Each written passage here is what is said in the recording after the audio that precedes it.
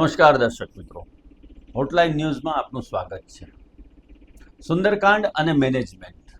Hanumanji the great management ગુરુ બાબા તુલસીદાસજીએ સુંદરકાંડમાં લખેલી ચોપાઈઓ અને એના સંદર્ભમાં મેનેજમેન્ટના સિદ્ધાંતો આપણને કઈ રીતે ઉપયોગી થાય છે.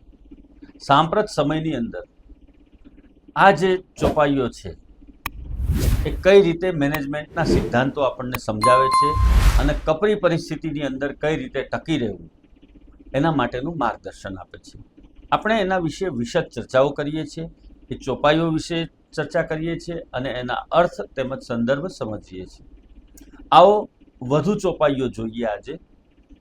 બ્રહ્મબાન કપિ કહુ તેહિ મારા, પરતિહુ બાર કટકુ સંહારા, તેહિ દેખી કપિ મૂર્છિત ભયહુ, નાગ પાસ બાંધેસી લઈ ગયું.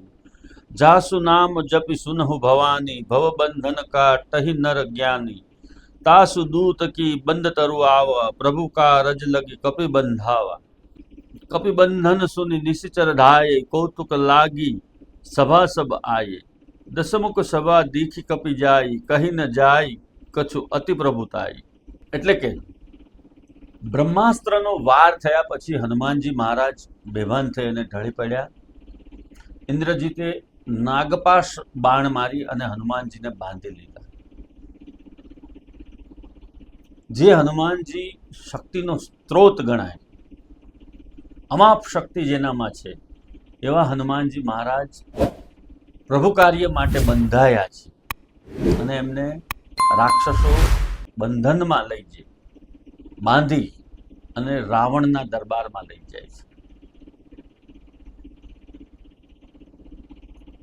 જ્યારે પણ માર્કેટિંગની અંદર તમે સ્થિર થઈ જાઓ છો, તમારા રિસોર્સિસ તમે ઊભા રાખી દો છો, સ્ટોપ કરી દો છો, ત્યાર પછી તમને સામેની કંપનીના જે કોઈ હરીફ કંપનીના જે કોઈ લોકો છે, જે કોઈ બોસ છે, જે સીઈઓ છે, મેનેજર છે, માર્કેટિંગ ડિપાર્ટમેન્ટના હેડ છે, એ બધા જ તમને પ્રત્યક્ષ રીતે મળવા માટેનો પ્રયત્ન કરશે, તમારી સામે આવવાનો પ્રયત્ન કરશે. ત્યારે તમારે એમને મળવાનું છે, એમની સાથે વાતચીત કરવાની છે. અહીંયા પણ હનુમાનજી મહારાજને બંધક બનાવી અને રાવણના જે સૈનિકો છે એ એમને એમના દરબારમાં લઈ જાય છે. પ્રભુના કાર્ય માટે બંધક બની અને રાવણના દરબાર સુધી પહોંચવાની જે સ્ટ્રેટર્જી હતી હનુમાનજીની, એ મહદ અંશે અહીંયાથી સફળ થતી દેખાય છે. એટલે કે તમે તમારું કાર્ય માર્કેટિંગનું જે છે, માર્કેટમાં તમે જે તમારી ઇમેજ ઊભી કરી છે, તમારા કામની જે ઓળખ છે, તમે જે રીતે માર્કેટમાં સર્વિસ પ્રોવાઈડ કરો છો, એ તમામને કારણે તમને પરાસ્ત કરવા માટે જ્યારે સામેની કંપનીના બોસ, સીઈઓ કે અન્ય કોઈ લોકો તમને મળવા માંગે ત્યારે બેઝિઝક એમની સામે જઈને ઊભું રહેવાનું છે, એમની સાથે આંખોમાં આંખ નાખીને વાત કરવાની છે, એમની સાથે ચર્ચા વિચારણાઓ કરવાની છે. કંપનીના હિતમાં શું છે અને એમની કંપનીના હિતમાં શું છે, એ બંને જ વાતની ચર્ચા વિગતવાર કરવાની છે, જે પ્રસંગો હવે આવશે. એટલે કે તમે એક વખત સામેની કંપનીના જે સર્વિસ પ્રોવાઈડર છે અથવા તો ગુડ સપ્લાયર છે કે જે કોઈ મુખ્ય નિર્ણય કરનારા લોકો છે એની સામે પહોંચી જાઓ, ત્યાર પછી પણ તમારે સતર્ક રહી, સજાગ રહી, એની આંખમાં આંખ નાખી અને વાત કરવાની છે. એમના હિતમાં શું છે, તમારી કંપનીના હિતમાં શું છે, એ વાત તમારે એમની સાથે કરવાની છે. એ જ્યારે તમે વાર્તાલાપ કરશો ત્યારે તમારી કુનેહ, તમારું બળ, તમારી બુદ્ધિ, તમારો વિવેક, આ તમામ વસ્તુઓની પરીક્ષા થશે અને એ પરીક્ષા તમે એક વખત પાર કરી જશો પછી તમને કોઈ જ નહીં અટકાવી શકે.